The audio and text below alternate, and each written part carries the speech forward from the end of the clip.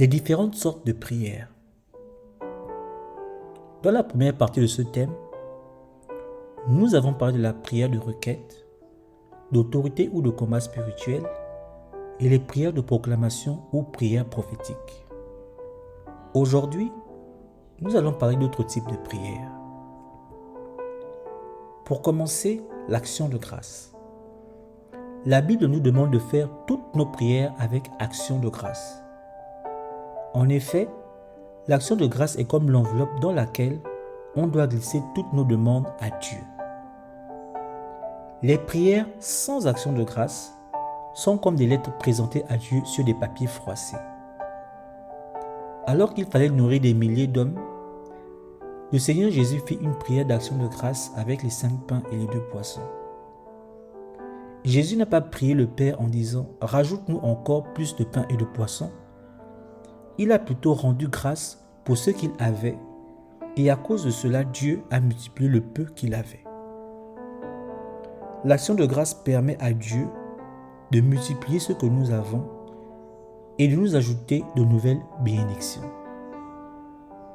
Aussi, lorsque nous sommes exaucés dans nos prières, sachons revenir vers Dieu pour lui dire merci. Le manque de gratitude est illustré dans la Bible par le cas des lépreux qui sont venus à Jésus pour être guéris. Sur 10 lépreux au total, seul un est revenu dire merci alors que tous étaient guéris.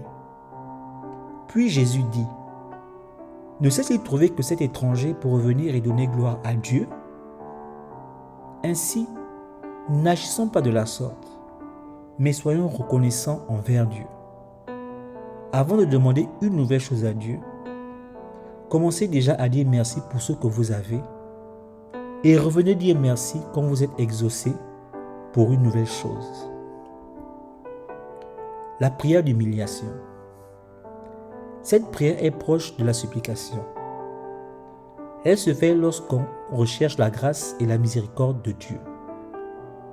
C'est le cas lorsqu'on demande le pardon des fautes. Dans l'Ancien Testament, les hommes prenaient le sac et la cendre pour s'humilier devant Dieu et ils associaient aussi souvent ce type de prière avec le jeûne. La grâce que cette prière déclenche vient du fait que l'homme s'humilie devant Dieu. En effet, Dieu a compassion d'un esprit abattu, brisé et langui. On recourt souvent à l'humiliation lorsqu'on se répand devant Dieu afin qu'il éloigne des fléaux ou des jugements qu'il envoie en conséquence de nos désobéissances ou de nos iniquités. Ce fut le cas des habitants de Ninive lorsque Jonas leur a annoncé que Dieu détruirait leur ville. Ils se sont humiliés devant Dieu dans le jeûne et dans la supplication en se couvrant de sacs et de cendres. Le roi Akab s'est humilié devant Dieu et à cause de cette humiliation, Dieu a renoncé à faire venir le malheur sur sa maison pendant sa vie. La prière d'humiliation permet le pardon de Dieu, car il est écrit « Si mon peuple sur qui est invoqué mon nom s'humilie, prie et cherche ma face, il se détourne de ses mauvaises voies, je l'exaucerai des cieux, je lui pardonnerai son péché et je guérirai son pays. »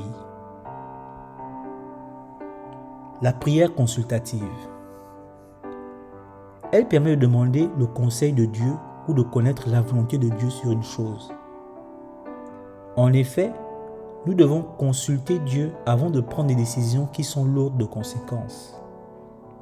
Nous devons être conduits par le Saint-Esprit afin de ne pas tomber dans le piège du diable. Le roi David avait l'habitude de consulter régulièrement Dieu, ce qui lui valut de nombreuses victoires dans ses batailles. Le roi Saül, lui aussi, consulta Dieu, mais à cause de sa désobéissance, Dieu ne lui répondit ni par les songes, ni par l'Urim, ni par les prophètes. Il convient donc de marcher dans l'obéissance lorsqu'on veut consulter Dieu. Cela ne nous est pas profitable de chercher à connaître la volonté de Dieu si c'est pour faire finalement tout le contraire des consignes qu'il nous aura données. La prière de consultation permet aussi la révélation des choses qui nous sont cachées et dont on voudrait avoir la connaissance pour une raison donnée. On voit l'exemple dans le cas de Daniel.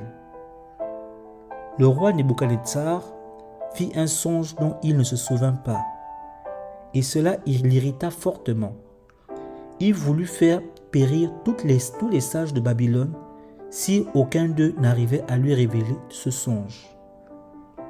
Les sages étaient mis à mort et l'on cherchait Daniel et ses compagnons pour les faire périr aussi.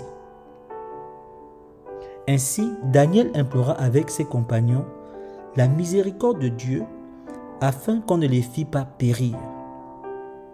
Le secret fut alors révélé à Daniel dans une vision pendant la nuit. Approchons-nous donc de Dieu dans la prière pour avoir la révélation des choses cachées. Car les choses cachées sont à Dieu, notre Dieu, et les révélées sont à nous et à nos enfants à perpétuité. Soyez bénis. Amen.